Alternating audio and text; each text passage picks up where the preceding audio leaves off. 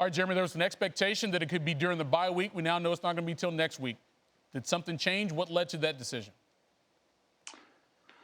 Well, Mike, perhaps something did change. I was told as of a few weeks ago that we reported that Bell planned to use that 2-week period between the bye and the Browns game to get his way back into football and eventually report. Now, the exact day he was going to report was not clear, but it was between that week 7 and 8 time frame.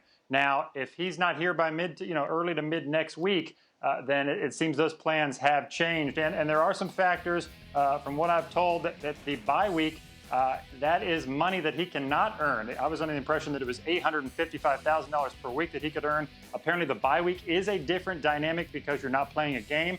So perhaps that has affected plans. And keep in mind, Bell has not talked to the team in a long time. That's been strategic. So their expectations could be different than his expectations because there's not a lot of coordination right now between those two sides. Well, you were at the facility today. You talked to some of the players. What was their reaction when he didn't show? Because I assumed they were sort of expecting him to show up.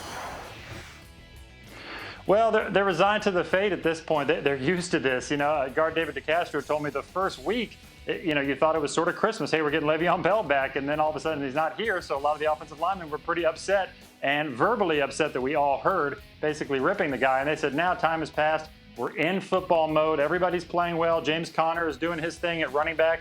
So everybody's comfortable. But would we love to get Le'Veon Bell back, an all-pro, into our offensive stable?